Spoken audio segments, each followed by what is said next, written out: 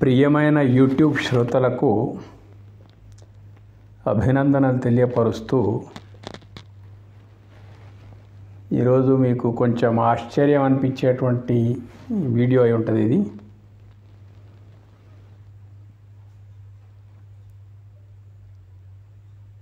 సనాతనం, దీని యొక్క టైటిల్ ఏంటిదంటే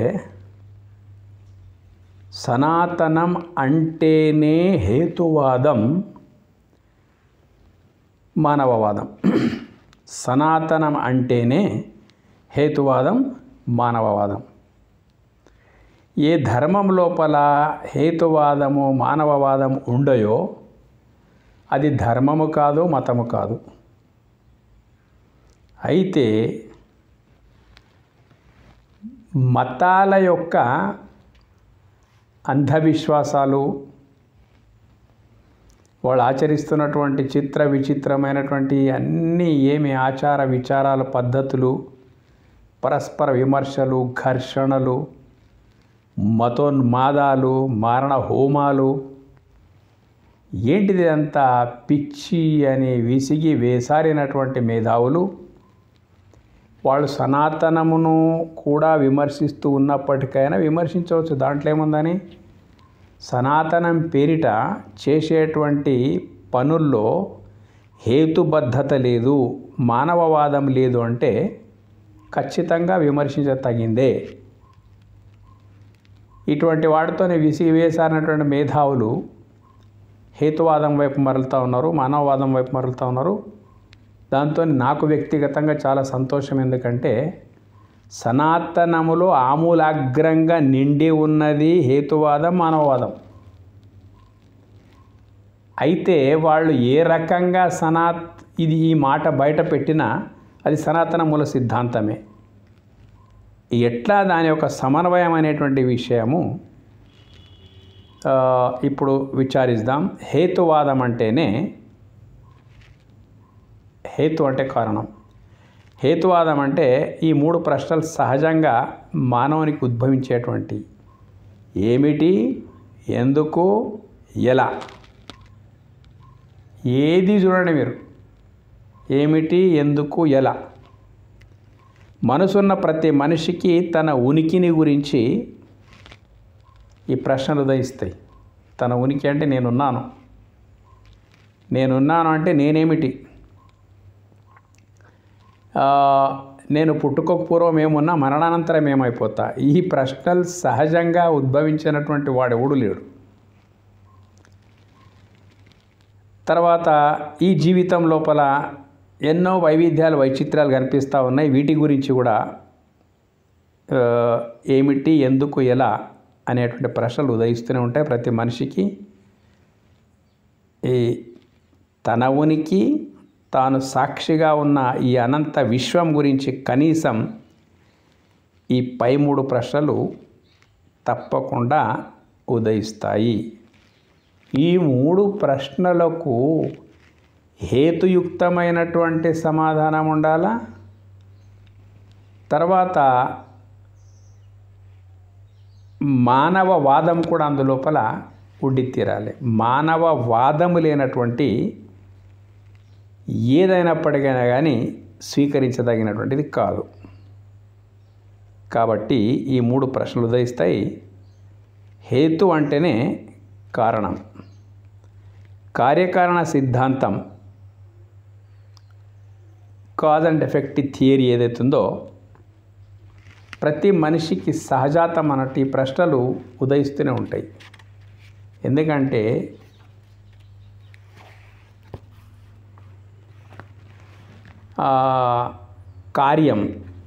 కార్యకారణ కాజ్ అండ్ ఎఫెక్ట్ థియరీని చూస్తాం. మొత్తం నేను ప్లస్ ఈ విరాట్ విశ్వం రెండు కూడా ఒక కార్యం అన్నట్టు. ఇవి మనకు అనుభవం లోపల ఉండేటువంటి ప్రత్యక్ష ప్రమాణాలైనటువంటి కార్యాలు, మహాకార్యాలు అనుకోండి. ఈ రెండు ఎవరు నిరూపించవలసిన అవసరం లేదు. నాకు ఇంకొక సాక్షి అవసరం లేదు. నా సాక్ష్యం లోపలనే ఈ విరాట్ విశ్వం ఉన్నది. కాబట్టి దీనికి నిరూపించడానికి ఇంకొకరు అవసరం లేదన్నట్టు. ఈ మన ముందున్నటువంటి ఈ అద్భుత అమోఘమైనటువంటి శాస్త్ర సాంకేతిక వైజ్ఞానిక ఫలాలు మనం చూస్తూనే ఉన్నాము. ఇప్పుడు ఈ విజ్ఞానమయమైనటువంటి ఏదైతే సృష్టి ఉందో మన ముందుండేటువంటి ఈ విశ్వం ఉందో విజ్ఞానమయమై క్రమబద్ధమై అనేక వింతలతో కూడిన రెండున్నాయి. ఏంటిదంటే విజ్ఞానమయమంటే మనిషి జ్ఞాన ప్రధానంగానే మనిషి కాబట్టి విజ్ఞానమయమైనటువంటిది, క్రమబద్ధమైనటువంటిది. బాడీ మన మానవ దేహం లోపల ప్రతీది ఒక క్రమం ఉన్నది, దీనికి అమోఘమైనటువంటి క్రమం. అనేక వింతలతో కూడిన దేహం, కంటి వింత, చెవుల వింత, నాలుక వింత, ముక్కు వింత, చర్మము వింత, పంచ జ్ఞానేంద్రియాలు అంటారు వీటి మొత్తం మీద. జ్ఞానం ప్రధానమైందున్నది, క్రమబద్ధమైందున్నది. శరీరం లోపల నఖశిఖ పర్యంతం మొలిచే వెంట్రుకల కాడికలు ఒక వింతనే. నఖ పెరుగుతున్న గోర్లు, పెరుగుతున్న వెంట్రుకల కాడికలు కూడా అంతా వింతగానే ఉన్నది. చూసి మనం సైలెన్స్ అయిపోతున్నాము, కానీ విచారం చేస్తే అనేక వింతలతో కూడినటువంటి ఈ దేహం మనకు, తర్వాత అలాగే అద్భుతమైనటువంటి క్రమబద్ధ శక్తివంతమైన అనంత విశ్వం. ఎంత అద్భుతంగా ఉన్నది, ఎంత క్రమబద్ధంగా ఉన్నది, ఎంత శక్తితో కూడుకున్నది ఒక విశ్వం. ఇది అనంత విశ్వం, దీనికి అంతే లేదన్నట్టు. శాస్త్రవేత్తలు చెప్పిన విషయాలు అందరికీ బాగా అర్థమై ఉంటాయి. ఈ రెండు కూడా ప్రత్యక్ష ప్రమాణాలే ఉన్నాయన్నట్టు. ఇంత మొదలు చెప్పినట్టు నేను నాకే ప్రత్యక్షం, మరి నా ముందున్న విషయంకు నేను సాక్షిని అన్నట్టు. ఇవి రెండు ఉన్నాయన్నట్టు. వీటికి కారణం లేకుండా ఇవి ఉండగలవా? హేతువాదం అంటే ఇక్కడ ఇంత గొప్ప ఈ అద్భుతాలతో కూడుకున్నటువంటి ఏవైతే ఉన్నాయో కాజ్ అండ్ ఎఫెక్ట్ థియరీ ప్రకారంగా ఏదో ఒక కారణం లేకుండా ఉండగలుగుతాయా? ఎందుకు అంటే విజ్ఞాన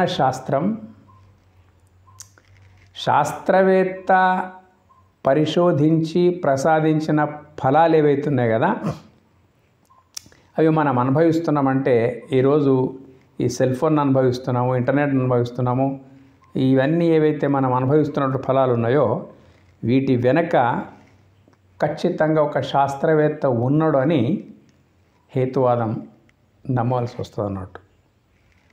ఎవరో ఒకరు లేకపోతే, వాళ్ళు సిద్ధం చేయకపోతే ఈ ఫలాలు మనకు అందేటువంటి కావు. కాబట్టి ఇవి ఉన్నాయంటే దీనికి ఒక కారణము, దీనికి ఒక కర్త ఉన్నాడు అని అర్థం అన్నట్టు. ఇది సామాన్యం. ఇక ఎట్లుంది ఇది? Where is the system, there is science. Where is the science, there is scientist. ఎక్కడ అమోఘమైనటువంటి క్రమ పద్ధతి ఉందో, ఎక్కడుంది అమోఘమైన క్రమ పద్ధతి? నాలో ఉంది, ఈ విరాట్ విశ్వం లోపల ఉంది. గొప్ప క్రమ పద్ధతి ఉందో ఆ పద్ధతికి కారణం విజ్ఞానం. ఆ పద్ధతికి కారణం ఏంటంటే విజ్ఞానం ఉంటుంది. అక్కడ పూర్ణమైనటువంటి, ఇప్పుడు ఏదైనా ఒకటి మన ముందున్నదంటే ఎక్కడ అమోఘమైనటువంటి పద్ధతి ఉందో ఆ పద్ధతికి కారణం విజ్ఞానమై ఉంటుంది అన్నట్టు. ఎక్కడ విజ్ఞానము పద్ధతికి కారణమై ఉన్నదో అక్కడ ఆ కారణం లోపల పూర్ణమైనటువంటి జ్ఞానము ఉంటుంది. లేక నామవాచకంతో మాట్లాడాలంటే జ్ఞాని అనవచ్చు అన్నట్టు. అంటే వేర్ ఈజ్ అ సిస్టమ్, ఎక్కడ ఒక క్రమ పద్ధతి ఉన్నదో అక్కడ దాని వెనుక ఒక సైన్స్ ఉన్నది, శాస్త్రం ఉన్నది. ఎక్కడ సైన్స్ ఉందో అక్కడ సైంటిస్ట్ ఉంటాడు ఇక కంపల్సరీ. ఇట్లనే ఈ ప్రపంచం కొనసాగుతూ ఉంది మొత్తం మీద. అట్లాగే శాస్త్ర ఫలాలు మనం అనుభవిస్తున్నామంటే ఒక క్రమ పద్ధతిలో అనుభవిస్తున్నామంటే అక్కడ ఒక విజ్ఞానం దాని వెనక దాగి ఉంది. విజ్ఞానం దాగి ఉంటే అక్కడ ఒక సైంటిస్ట్ విజ్ఞాని అనేటువంటి అక్కడ ఉంటాడు అన్నట్టు. ఆ జ్ఞానికి ఆ కారణం ఏదైతున్నదో, నాకు ప్లస్ ఈ విశ్వానికి మూల కారణం ఏదైతుందో ఉనికి ఏంటిదప్ప అంటే ఆ శక్తికి, ఆ మూల శక్తికి ఉనికి నిరాకారం. అది ఎట్లా ఉంటుందంటే నిరాకారం ఉంటుంది. మనం చూస్తున్న శాస్త్రవేత్త జ్ఞానం కూడా నిరాకారమే. ఎవరికి వాడు ప్రశ్నించుకుంటే సరే విశ్వ మూలమైనటువంటి నిరాకారం ఉన్నదంటే నీకు మూలమైంది కూడా నిరాకారం లోపలనే ఉన్నదన్నట్టు. ఒక శాస్త్రవేత్త యొక్క జ్ఞానం ఏమిటో అనేటువంటిది మనం ఆలోచించాలంటే అతని యొక్క పనితనం వల్లనే అతడి జ్ఞానము ప్రకటితమవుతుంది అన్నట్టు. అట్లాగే ఈ విశ్వము ప్లస్ నేననేది ఒక గొప్ప పనితనంతో కూడుకున్నది ఉన్నది కాబట్టి ఆ ఆ యొక్క మూల శక్తి ఏదైతుందో దాని దాని యొక్క జ్ఞానం, నిరాకారమైనటువంటి జ్ఞానం ఏదైతుందో ఈ ప్రకటితమైనటువంటి విశ్వము ప్లస్ నేను దీని ద్వారా ప్రకటితమవుతుంది అన్నట్టు. ప్రతి ఒక్క మనిషి లోపల నేనున్నాను అన్న జ్ఞానము కనిపించకుండానే అంతర్ధానమై ఉంటుంది. విశ్వం అయితే పక్కకు పెట్టడం కొంచెం సేపు, ప్రతి వ్యక్తి లోపల ఒక ప్రజ్ఞ ఉన్నది. నేనున్నాను. అది అలాగే మార్పు చెందకుండా ఉంటుంది అన్నట్టు. ఆ తర్వాత ఆ నేను ద్వారా చేయబడుతున్న పనులు అవి మారుతూ ఉంటాయి. కానీ నేను మాత్రం మారదన్నట్టు. ఆ నేను అనేది నీ లోపల జ్ఞానం యొక్క బీజం అన్నట్టు. నేనున్నానని చెప్పేసి అది కనిపిస్తుందా? కనిపించేది అంతర్ధానమై ఉంటుంది. ఎప్పుడైతే మనిషి లోపల నుండి నేనున్నాననే జ్ఞానం అంతర్ధానం అయిపోతుందో అప్పుడు ఆ దేహం పార్థివ దేహం అయిపోతుంది అన్నట్టు. అంటే ఆ లోపల ఉండేటువంటి జ్ఞానము నిరాకారమైంది కాబట్టి వచ్చింది పోయింది రెండు కూడా తెలియకుండా పార్థివ దేహం అని మనం అంగీకరిస్తున్నాం. మళ్ళీ ఏముంది అందులోపల ఇంతవరకు అది కనిపించిందా? వచ్చే ముందు కనిపించలే, పోయే ముందు కనిపించలే. ఉన్నప్పుడు కూడా శరీరం కనిపిస్తుంది తప్ప లోపల ఉండేటువంటి శక్తి జ్ఞానం కనిపించదు. అలాగే ఈ అనంత విశ్వం వెనకాల ఒక శక్తి ఉన్నదన్నట్టు. ఈ అనంత విశ్వం ఏదైతే ఉందో దీని వెనకాల కూడా ఒక శక్తి ఉన్నది. అది సర్వవ్యాపకమై ఉన్నది, అది సర్వశక్తి సమన్వితమై ఉన్నది, అది పరిపూర్ణమైనటువంటి జ్ఞానముతో కూడుకొని ఉన్నది అనండి. ఉంటాడు అంటే మతం అయిపోతుంది, ఉన్నది అంటే విజ్ఞానం అయిపోతుంది. కాబట్టి ఏమైనా అనుకోండి, ఈ విశ్వం వెనకాల ఉండేటువంటి శక్తి సర్వవ్యాపకమై ఉన్నది, అన్ని శక్తులకు కేంద్రకమై ఉన్నది, పరిపూర్ణమైనటువంటి జ్ఞానమయం ఉన్నది. ఏదైనా అనవచ్చు. జ్ఞానము ప్లస్ శక్తి ఈ రెండు కలిస్తే చరాచర జగత్తు. దీనికే ఐన్స్టీన్ లాంటి వాళ్ళు, న్యూటన్ లాంటి వాళ్ళు ఇక్కడ వరకు శక్తి వరకు వచ్చేసిండ్రు. ఆ శక్తి వరకు వచ్చి ఆ శక్తి లోపల జ్ఞానాన్ని ఆపాదిస్తే అది మతంగా మారిపోతుందని వాళ్ళు అక్కడికి ఆగిపోయారు అన్నట్టు. అయితే వాళ్ళ మనసు లోపల రియలైజేషన్ ఉండే, ఏంటిది వింత, ఏంటిది అద్భుతం అని చెప్పేసి. కానీ నీవు నమ్మినా నమ్మకపోయినా జ్ఞానము ప్లస్ శక్తి ఈ రెండు ఉంటేనే చర అచర జగత్తు ఉన్నదన్నట్టు.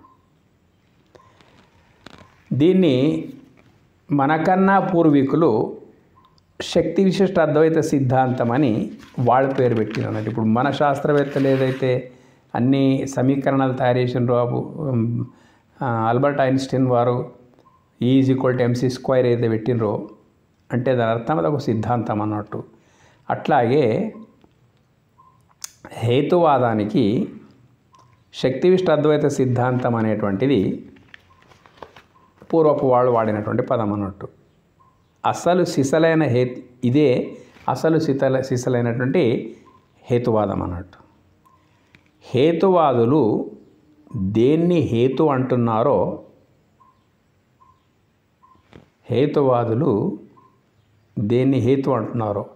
మొట్టమొదటి శక్తివిష్ట అద్వైత సిద్ధాంతం ఏదైతుందో ఇది ఒక మతానికి సంబంధించింది కాదు, ఇది ఒక విజ్ఞానానికి సంబంధించినటువంటి విషయం అన్నట్టు. మతము అనేటువంటిది పక్కకు పెట్టాలి ఇప్పుడు మనము, ఎందుకంటే హేతువాదం లోపల మాట్లాడుతున్నాము. శక్తి విశిష్ట అద్వైత సిద్ధాంతం. ఈ శక్తిని ఐన్స్టీన్, న్యూటన్ లాంటి వాళ్ళు వాడిన పదమే పూర్వీకులు కూడా వాడిన అన్నట్టు. శక్తి విశిష్ట అద్వైత సిద్ధాంతం. ఎక్కడైనా మతం ఉందా? ఎక్కడ లేదు. అద్వైతము అనేది దీని వివరణగా తెలుసుకుందాం మనము. అద్వైతము అనేటువంటిది ద్వితీయానికి అవకాశము లేని ఒక మూల శక్తి. ద్వితీయానికి అవకాశం లేదు. ఏమున్నా ఆ శక్తే. శక్తి రూపాంతరం ఏంది? పదార్థమైంది, పదార్థం విచ్ఛిన్నమైన శక్తిగా మారిపోతున్నది. ఆ శక్తికి ద్వితీయంగా ఏమున్నా అది అద్వైత అంటే రెండవ దానికి ఆస్కారం లేకుండా ఆ శక్తి ఉన్నది ఒకటి మొత్తం మీద. శక్తి, ఆ శక్తి యొక్క విశిష్ట అద్వైతం అంటే శక్తి, దాన్ని ఏమని అనుకోండి. దాని విశిష్టత ఏమిటి? ఇక్కడ ఏమైపోతుందంటే మతవాదులు ఏమంటారంటే దానికి దేవుడు అంటారు. దేవుని యొక్క విశిష్టత ఏంటిది అని మతవాదులను అడిగితే, దేవుడు అనేటువంటిది కూడా ఎట్లుందంటే మనం దాన్ని మతాన్ని ఆపాదించవద్దు. వేదాల లోపల అంతా దేవా దేవా దేవా అని వాడింది ఉన్నది అన్నట్టు. ఇక్కడ ముఖ్యంగా హేతువాదులు అర్థం చేసుకోవాల్సిన విషయం ఉందంటే దానికి దేవుడు అని వారు అన్నారు. దేనికి? ఆ శక్తికే. వీళ్ళు దేనైతే శక్తి అంటున్నారో దానికి వాళ్ళు దేవుడు అన్నారు. దేవుడు అంటే ఏమిటిది అసలు? దేవ అనే పదం శబ్దం చాలా సైంటిఫిక్ ఉందన్నట్టు. దివ్యత్వమే ప్రధానంగా కలది కాబట్టి దేవ అన్నారు అన్నట్టు. దివ్యత్వం అంటే ఏమిటి అర్థం చేసుకోవాలి. నీ ఉండేటువంటి సృష్టి లోపల లేక నీ లోపల ఏమేమవుతున్నాయో ఉన్నాయి. అవన్నీ ఎంత ఆలోచించినా అంతు దొరకకుండా ఉన్నాయి. జస్ట్ నీ జ్ఞానేంద్రియాలను తీసుకో, 5 ఉన్నాయి ఇవి. తర్వాత బయట పంచమహాభూతాలను తీసుకో. దీనికి మతంతో సంబంధం లేదు. ప్రతి ఒక్కరి జ్ఞానేంద్రియాలనే, ప్రతి ఒక్కరు పంచభూతాల మధ్యలో ఉన్నాడు. అయితే ఏది తీసుకున్నా ఒక దివ్యత్వమే ఉన్నది. కంటిని తీసుకుందాం ఎగ్జాంపుల్గా. చూడు, కంటిలో దివ్యత్వం అంటే అర్థం ఏంటిదో మొదలు తెలుసుకోవాలి. ఉన్నది, ప్రత్యక్ష ప్రమాణమై ఉన్నది, ఎంత ఆలోచించినా అంతు దొరకకుండా అది ఉన్నది. కాబట్టి దేవా అని అన్నారు వాళ్ళు. దేవా అన్నారు. ఇప్పుడు శక్తితో ప్రారంభించారు. ఇప్పుడు ఈ దివ్యత్వం అనేది అర్థం చేసుకుందాం. భూమి కనిపిస్తూ ఉంది, మట్టి కనిపిస్తుంది. భూమి అంటే మట్టి ఈజ్కోల్డ్ భూమి అన్నట్టు కనిపిస్తూ ఉంది. ఎంత తవ్వినా మనకి ఇంకా ఏమీ కనిపించదు. మట్టి ఉంటుంది అన్నట్టు. ఏంటిది అది? మట్టి పై పొర లోపలనే ఉన్న పవర్ ఉంటుంది అన్నట్టు. కింద పోయిన తర్వాత అంతేం పంటలు పండే పవర్ ఉండదు దానికి. భూమి పై పొర లోపల ఉండేటువంటి మట్టిలా ఏముంది ఆలోచించండి. ఏముందో? న్యాచురల్ సరే, న్యాచురలే అన్నాడు. అప్పుడు ఎవడొద్దంటున్నాడు? ఎవడు ఏమైనా పేర్లు పెట్టుకోండి. దానికి దివ్యత్వం అని అన్నాడు. దివ్యత్వం అంటే ఏంటిది? దివ్యత్వమే ప్రధానమై ఉన్నటువంటిది కాబట్టి దేవ అని అన్నారు. దాని ఏంటి దివ్యత్వం? ఆ పైపొర మట్టి లోపల మరి ఎటువంటి ఏమున్నాయి హేతువాదులకు మనం అందరం అర్థం చేసుకోవాలి. ఏమున్నది అందులోపల? మనం వేసినటువంటి విత్తనానికి ఒక్కటేస్తే 1000 వస్తాయి, 999 ఎక్కడ దాచుకొని ఉన్నాయి అక్కడ మొత్తం. ఒక బీజం మనం వేసినాం అనుకోండి, ఒక జొన్న కంది లాంటివి ఏమన్నా వేసినాం అనుకోండి, ఎక్కడ ఆ వేసిన విత్తనం ఛిద్రం అయిపోయి మళ్ళీ ఎన్నో విత్తనాలు అలాంటివే బయటికి వస్తున్నాయి అన్నట్టు. ఏంటిది?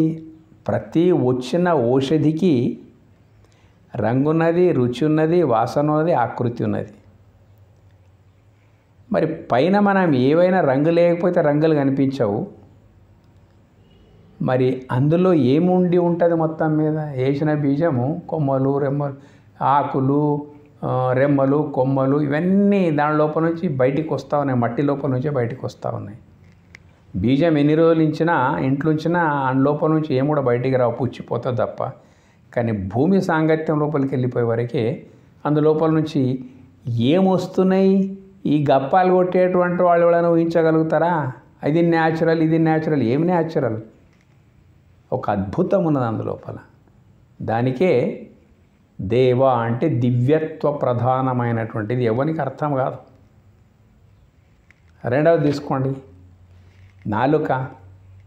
నీ లోపల బయట భూమిని తీసుకున్నాం, నీ లోపల ఒక నాలుకని తీసుకో. అందరి లోపల నాలుక ఉన్నది, హేతువాదుల లోపల ఉన్నది, నాస్తికులు అందరి లోపల ఉన్నది. నాలుక చర్మం, మొత్తం శరీరం అంతా చర్మం ఉన్నట్టే నాలుక ఒక 2 అంగుళాల వెడల్పు, 2 అంగుళాలు పొడవు, 2 అంగుళాలు ఉంటుంది. అది మొత్తం మీద నాలుక ఉంది మనది. అది చర్మమే, శరీరం నిండా చర్మం ఉన్నది. ఉన్నప్పటికైనా కానీ ఎక్కడ ఏ పదార్థం పెట్టినా ఆ రుచిని గ్రహించే శక్తి చర్మంలో ఎక్కడ కూడా లేదు. అది ఒక్క నాలుక లోపలనే ఉంది. ఏ రుచులు నువ్వు పెట్టినా ఆ రుచి ఏంటిదో ఆటోమేటిక్ నీకు అనుభవం లోపలికి తీసుకొని వస్తుంది. ఆ రుచి ఏంటిది అనేటువంటి విషయం. ఆ 2 అంగుళాల ఒక తోలు ముక్క అది నీ శరీరం లోపల ఉన్నది. ఎటువంటి రుచులను చూసే శక్తి ఆ 2 ఇంచుల ముక్క ఎక్కడ మొత్తం శరీరం ఉండదు, ఎక్కడ పెట్టినా రుచి దొరకదు నీకు. చెప్పండి, దీనికే దివ్యత్వము అన్నారు. ఏది దివ్యత్వం? ఎంత ఆలోచించినా అంత దొరకకుండా ఉన్నది. ఏముంది నీ నాలుక లోపల? చెప్పు, ఏముంది? జ్వరం వచ్చింది అంటే ఆ రుచి ఖతమైపోతుంది. కానీ ఏమున్నది ఆ 2 ఇంచుల నాలుక లోపల? ఆలోచించినామా? తింటా ఉన్నాం. పంటలు పండిస్తూ ఉన్నాము. ఏదైతే పంటలు పండించే భూమి పైపొర లోపల ఏం శక్తి ఉన్నది? అది దివ్యమే. రుచులు అనుభవించే నాలుక 2 ఇంచుల ఒక తోలు ముక్క ఏమున్నది అందులోపల? ఆ నాలుక లేకపోతే మాట్లాడలేము, ఆ నాలుక లేకపోతే రుచులను ఆస్వాదించలేము. ఏం చమత్కారం ఇదంతా! ఒక్కసారి నిన్ను నీవు ఆలోచించుకో. నీ ముందున్న విశ్వం లోపల ఒక మామూలు భూమి మట్టి పైపొర గురించి చెప్తారు. ఎన్ని అద్భుతాలు ఉన్నాయి! ఆ రంగు ఎక్కడి నుంచి తయారవుతుంది మట్టి లోపల, ఆ రుచి ఎక్కడి నుంచి మట్టి లోపల తయారైపోతుంది. ఎంత వింతగా ఉన్నది!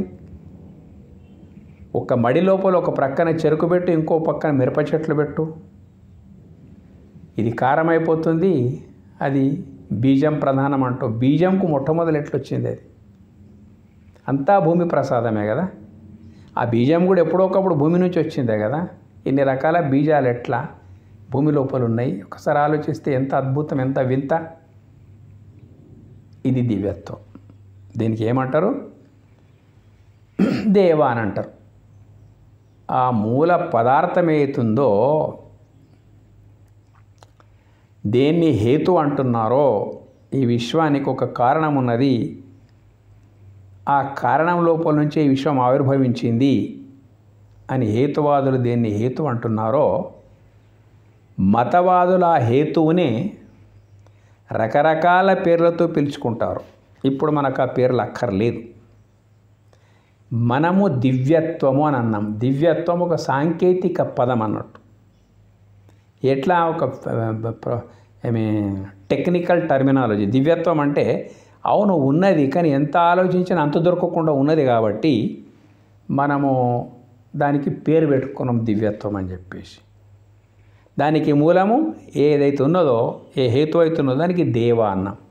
దేవ ఉన్నది కాబట్టి దివ్యత్వం ఉన్నది కాబట్టి రెండవ దానికి అవకాశం లేకుండా అది ఏదైతే శక్తి ఉందో, దానికి ఎవరేమనుకున్న శక్తి ఉన్నదో, ఇక్కడ ఈ దేవ అనేటువంటి పదానికి ద్వితీయానికి అవకాశం లేకుండా ఉన్నది దేవ. సరే, మనిషికి ఎటువంటి ప్రశ్నలు వస్తాయంటే ఆ దేవ అంటే ఆయన దాని విశిష్టత ఏమిటిది అంటే శక్తి. శక్తి అనేది కూడా ఆకారం లేనిదే, దానికి మూలమైన దేవ, దివ్యమైనటువంటి దేవ అనే పదం కూడా ఆకారం లేనిదే. ఈ రెండు ఆకారం లేనప్పుడు మరి మనకు అనుభవం లోపలికి వచ్చేది ఎట్లా?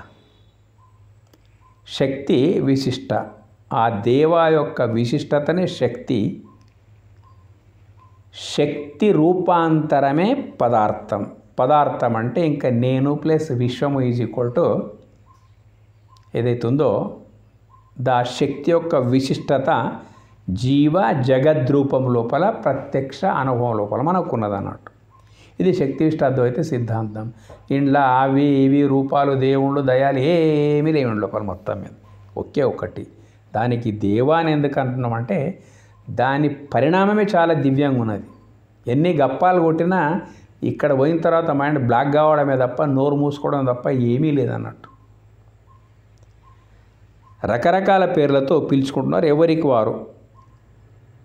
అందరు కూడా ఈ హేతువుకే, ఈ ద్వితీయానికి అవకాశం లేనటువంటి దేవ అనేటువంటిది దివ్యత్వంతో కూడుకున్నటువంటి దానికే పిలుస్తూ ఉన్నారు. వారి వారి విశ్వాసాలు ఆపాదించి ఇంకా ఒక్కడుగు ముంగడికి వేస్తున్నారు మతవాదులంతా. అశాస్త్రీయ మార్గంలో వివాదాలు చేసుకుంటూ నాదంటే నాది అన్న గుత్తాధిపత్యం చెలాయిస్తున్నటువంటి ఈ మతవాదులు ఈ గొడవలు, ఘర్షణలకు దిగుతూ ఉన్నారు. మానవత్వం లేని మానవ మారణ హోమాలను సైతం ఈ మతవాదులు సృష్టిస్తూ ఉన్నారు అన్నట్టు. ఎవరికి వారు పిచ్చిగా వాదించుకుంటారో ఆ మూల హేతుశక్తి కేంద్రంగా ఎవరి ఇష్టం వచ్చింది వాడు రాస్తా ఉన్నాడు అన్నట్టు. వాటికి గ్రంథాలు అంటున్నాం, మొత్తం మీద మత గ్రంథాలు అంటున్నాం. ఆ మత గ్రంథాలనేవి చాలా విచిత్రంగా ఉన్నాయి. ఆ మత గ్రంథాల లోపల ఒకని మత గ్రంథం లోపల ఉన్న విషయము ఇంకొకని మత గ్రంథం ఖండిస్తుంది. వాడు ఖండించిన దానికి వీడు సమర్థించుకోండి. ఇవన్నీ రకరకాల విచిత్రాలు ఉన్నాయన్నట్టు. అనేక మత గ్రంథాలు రాసుకుంటారు. అయినా ఆ మూల హేతు యొక్క అవగాహన ఏమిటన్న విషయంలో మతాల లోపల క్లియారిటీ లేదు. ఇంకా ఐన్స్టీన్ అన్నది ఇంకా కొంచెం అది న్యూటన్ కానీ ఐన్స్టీన్ కానీ అన్నది ఏదో ఒకటి దీనికి మూల కారణం ఉన్నది తప్ప దాని అంతు దొరకని వింతలు ఉన్నాయి ఆ మూలం లోపల. ఉన్నాయంటే ఉన్నాయంతే, దీన్ని బట్టి మనం అర్థం చేసుకోవాలని ఆడికి ఆగిపోయినరు వాళ్ళు అంతే. హేతు యొక్క అవగాహన ఏమిటన్న విషయంలో ఈ మతవాదులకు మాత్రం ఎలాంటి అవగాహన లేదు. వీడన్నది వాడగాదంటాడు, వాడన్నది ఇది కాదంటాడు. అందుకే వాస్తవం లోపల నిశ్శబ్దం బ్రహ్మముచ్యతే అనే ఒక మాట ఉన్నది అన్నట్టు. ఆ శక్తి యొక్క వింతలు, అందులోపల దాగినటువంటి అద్భుతత్వం ఏం మాట్లాడగలుగుతాం మనం? ఉన్నది, కనిపిస్తున్నది, అనుభవం లోపల ఉన్నది. మరి మతాలకు అతీతంగా ఉన్నది అది. మొత్తం ఈ భూమి మీద పుట్టిన ప్రతి వ్యక్తి ఉనికి ఒకే రకంగా ఉన్నది. ఎందుకంటే మూల పదార్థం ఒక్కటి ఉన్నది కాబట్టి. చూడంత విచిత్రం. చూడండి, అందరి చావు పుట్టుకలు ఒక్కటే, అందరి ఇంద్రియ విషయభోగాలు ఒక్కటే, అందరి సుఖదుఖాలు ఒక్కటే, అందరి చావు పుట్టుకలు ఒక్కటే. అందరికీ దాహం వేస్తే నీరే కావాలి, అందరికీ ఆకలిస్తే అన్నమే కావాలి. ఈ రకంగా శరీర ధర్మాలు భూమి మీద పుట్టిన ప్రతి ఏ దేశంలో ఏ ప్రాంతంలో పుట్టినప్పటికైనా కానీ భూమి మీద పుట్టినటువంటి ప్రతి ఒక్క శరీరం యొక్క ధర్మాలు ఒకే రకంగా ఉన్నాయి. సంతానోత్పత్తికి సంబంధించిన ప్రక్రియలు అన్నీ ఎవ్రీథింగ్ ఒకే రకంగా ఉన్నాయన్నట్టు. ఆ తర్వాత ఈ అందరి మానవులు ప్రకృతితో ప్రవర్తించే తీరు ఒకే రకంగా ఉంది. చలి పెడుతుండే ప్రతి ఒక్కడు ఎండలోకి వెళ్ళిపోతాడు. స్నానం కావాలంటే ప్రతి ఒక్కడు నీళ్ళతోనే స్నానం చేస్తాడు. ఈ ప్రకృతిని ప్రతి ఒక్కడు అదే విధంగా అనుభవిస్తూ ఉన్నాడు. ఇంకొక మార్గం లేదన్నట్టు. ప్రతి ఒక్కరికి అన్నం కావాలంటే భూమిని ఆశ్రయిస్తాడు, పంట పండిస్తున్నాడు. ప్రతి ఒక్కడు బుక్క నోట్లో పెట్టుకుంటే రుచి నాలుకతోనే చూస్తున్నది. అట్లా దేహ ధర్మాలు ఒకటే ఉన్నాయి, ఈ అందరి ఎడల ప్రకృతి ధర్మం ఒకటే ఉన్నది. ఇక్కడ ఏ మతం యొక్క ముద్రలకు అవకాశం లేదు. ఇక్కడ బాగా అర్థం చేసుకోవాలి. ఏ మతం యొక్క ముద్రలకు ఇక్కడ అవకాశం లేదు. దాహం వేస్తే నా మతం నీరు నీ మతం నీరు కాదు. దాహం ఒకే రకంగా ఉన్నది, దానికి కావాల్సిన నీరు ఒకే రకంగా ఉన్నది. ఎంత క్లియారిటీ ఉన్నది ఏకత్వం లోపల. ఎంత ఇట్లా ఉన్నప్పటికైనా కానీ ఈ మతవాదులు జీవధర్మాలు ఒకే రకంగా ఉన్నాయి, ప్రకృతి ధర్మం ఒకే రకంగా ఉన్నాయి. ఈ రెండు ఒకే రకంగా ఉన్నప్పుడు ఈ రెండింటికి మూలమైనటువంటి శక్తి ఏదైతే ఉన్నదో మీరు పిచ్చి కుక్కల్లాగా ఇష్టం వచ్చినట్లు మాట్లాడితే అట్లుంటుందా? ఇక్కడ ఏ ముద్రలు పనిచేయాయి, ఆ మూల చైతన్యం దగ్గర మూల హేతు దగ్గర కూడా ఏది కూడా ఎక్కడ పనిచేయదు. అది మొత్తం మీద అందరూ ఒకే రకంగా అంగీకరించవలసిందే. ఇట్లా అయితే ఈ గొడవలు, ఈ పిచ్చి గొడవలు ఇట్లా ఉన్నాయి కాబట్టి వాటి విషయం లోపల మౌనం వహించి ఉండమని చెప్పేసి చెప్తా ఉంటారు. హేతువాదులది అదే పద్ధతి బాగున్నది అన్నట్టు. ఏం బాగుందంటే ఉన్నదబ్బా దాని విషయం లోపల నాది నీది అనేది ఎందుకు, ఉన్నది మౌనం, ఖతం అయిపోయి ఉన్నది. నీవేం చేసినా దాని అంతు దొరకకుండా ఉన్నది. తర్వాత రెండవది ఏంటిదంటే మానవవాదం.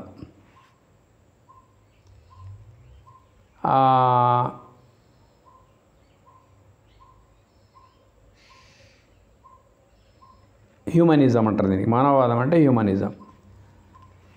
ఎంత ఆలోచించినా అంతు దొరకకుండా ఉన్న ఆ మూల హేతువు గురించిన తర్క వితర్క కుతర్కాలు మానేసి చచ్చేంత వరకు మానవవాదం, మానవత్వంతో బ్రతకండి అనేటువంటిదే. ఎలా బ్రతకాలి, మానవవాదం యొక్క మూల సిద్ధాంతం ఉన్నది. అదంతా నా మతం నీ మతం నా దేవుడు దేవుడు పక్కకు పెట్టడం అవన్నీ ఎంత ఆలోచించినా అంత దొరకకుండా ఉన్న ఆ మూల హేతువును గురించి మీరు ఏం మాట్లాడతారు? అది ఒకటే రకంగా ఉన్నది. ఎవరు ఎన్ని ఆలోచించినా కానీ అది ఒకటే రకంగా ఉన్నది. దానికి తర్క వితర్క కుతర్కాలన్నీ పక్కకు పెట్టేసి మీరు బ్రతకడం నేర్చుకోండి. చచ్చేంత వరకు మానవవాదం, మానవత్వంతో బ్రతకండి అనేదే మానవవాదం. ఇప్పుడు మానవవాదం అని దేన్ని అంటారు అంటే సంక్షిప్తంగా ఒక మాటలు చెప్పాలంటే నీ తోటి మానవుల ఏ చేష్టలతో నీకు కష్టము నష్టము బాధ కలుగుతుందో అలాంటి చేష్టలు నీ వద్ద లేకుండా నీ ద్వారా ఎదుటివారికి సంతోషం కలిగేలా జీవించిన ఆయన, ఇదే మానవవాదం. ధర్మం అని దీనికి అన్నారు.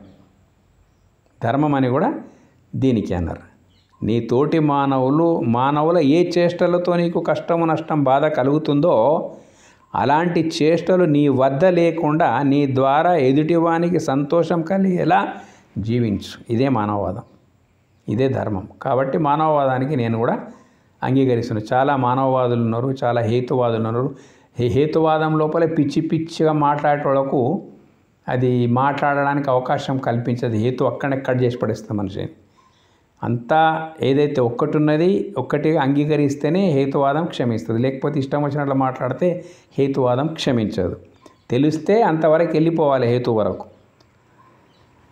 అప్పుడే ఇట్లా ఈ సంతోషం కలిగేలా జీవించు. అప్పుడే ఎదుటివారి అమానవీయ చేష్టలు నిరోధించగలుగుతావు. నీవు గనక ఇటువంటి పద్ధతిలో జీవిస్తే ఎదుటి వాళ్ళు చేస్తున్నటువంటి అమానవీయ మతం పేరు చెప్పి మారణ హోమాలు సృష్టిస్తున్నటువంటి ఎందరో ఉన్నారు ప్రపంచం లోపల. ఎదుటివారి అమానవీయ చేష్టలను నిరోధించగలుగుతావు. అలాంటి మానవీయ లక్షణాల, మహోన్నత మానవీయ లక్షణాల సమాజమే లక్ష్యంగా ముందుకు సాగడమే మానవవాదం. ప్రస్తుతం ఈ కరుడుగట్టిన మూఢ మతోన్మాద పూరిత శక్తులను ప్రతిఘటించి వసుధైక కుటుంబ భావన, విశ్వమానవ సౌభ్రాతృత్వం నెలకొనాలంటే హేతువాదం, మానవవాదం చాలా అత్యవసరమైనదన్నట్టు. సృష్టి మూల పదార్థమైనటువంటి శక్తి గురించిన హేతు దృష్టి లేదు వీళ్ళకు.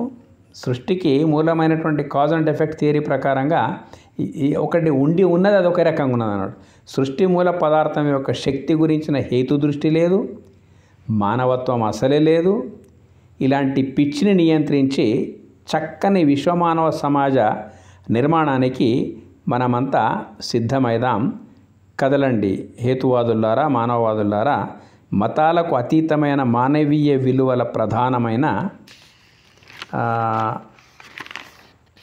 విశ్వమానవ సమాజాన్ని నిర్మిద్దాం. వీడియోలో నేను ఒక మతవాదిలాగా కనిపించినప్పటికైనా కానీ వాస్తవంగా సనాతనం ఏదైతుందో ఆ పదం లోపలనే అర్థం ఉందన్నట్టు. ఏది కాజ్ అండ్ ఎఫెక్ట్ థియరీ ప్రకారంగా ఏది యావత్ విశ్వానికి మూలమైనటువంటి ఏదైతే ఉందో దానికి సనాతనం అని కూడా పేరున్నది అన్నట్టు. ఇది ఒక భాషా సంబంధమైన విషయం. దానికి ఎందుకు సనాతనం అన్నాము? ఐన్స్టీన్ అన్నాడు, న్యూటన్ అన్నాడు, ఉన్నదబ్బా శక్తి. దానికి అది పుట్టింది కాదు, అది చచ్చేది కాదు, ఏదో ఒక శక్తి ఉన్నది. అంటే సనాతనం అంటే దేనికి, ఆ శక్తికి దేనికి ఆది అంతము లేదో, దేనికి ఆది అంతం లేదో, ఏ శక్తి నీ దేహాన్ని ప్లస్ నీ ముందున్న విశ్వాన్ని ప్రకాశింపజేస్తూ ఉందో అటువంటి ఒక శక్తికి ఆద్యంతరహితమైంది. అది ఎప్పుడు పుట్టలేదు, ఎప్పుడు చచ్చే ప్రసక్తి లేదు. విజ్ఞాన శాస్త్రం ఇంకా దీని పరిశోధనలు జరుపుతూ ఉంది. మొత్తం మీద కొన్ని మతాలు అడ్డంకిలు కలిగిస్తున్నాయి వాళ్ళ విజ్ఞాన శాస్త్రవేత్తలకు. ఆ రకంగా సనాతనం అంటేనే ఇది, మరేదో కాదు. సనాతనం అంటే ఈ సృష్టికి నిన్ను ప్రకాశింపజేసేటువంటిది, ఈ అనంత విశ్వాన్ని ప్రకాశింపజేసేటువంటిది ఏదైతే మూల శక్తి ఉందో దాని పేరే సనాతనం. వైజ్ఞానికులు శక్తి అన్నారు. ఆ శక్తికి మూలమైందే ఏదైతే ఉన్నదో అది హేతు, నిజమైన హేతు. దానికి ఏ భాష లోపల ఎవరు పేరు పెట్టుకున్నా దేవ అంటారు. దేవ ఎందుకంటారు ఇంతవరకు చెప్పేసిన మీకు. కాబట్టి మీరు చేస్తున్న విమర్శలు సహేతుకంగా ఉంటాయి. మరి హేతువాదం అంటే కారణం లేకుండా ఏ కార్యం జరగడానికి వీల్లేదు, అదే హేతువాదము. కాబట్టి ఈ మహావిశ్వము నేను కార్యమై ఉన్నటువంటి దానికి ఏ కారణమవుతున్నదో ఆ కారణాన్ని గురించిన జ్ఞానము కలిగి ఉండడమే ఖచ్చితంగా కలిగి ఉండాలి. పోవాలి దాని లోతుకు. అప్పుడే అది హేతువాదము, హేతు విజ్ఞానం అయిపోతుంది అన్నట్టు. ఆ విజ్ఞానం కరెక్ట్ మీకు అర్థమైపోతే నీ లోపల ఆటోమేటిక్ సర్వమానవ సౌభ్రాతృత్వము, అందరి లోపల ఒక సమానమైనటువంటి శక్తి ఉన్నది అనేటువంటి జ్ఞానం నీకు కలగడానికి అవకాశం ఉంది. ఆ జ్ఞానము ఈ మత మౌఢ్యాన్ని ఛేదించుకుంటూ ముంగడికి పోతుంది అన్నట్టు.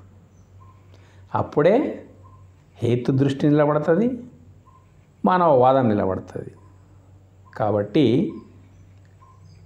హేతువాదము మానవవాదము ఈ రెండు సనాతనం లోపల అంతర్లీనమై ఉన్నాయి అన్నట్టు.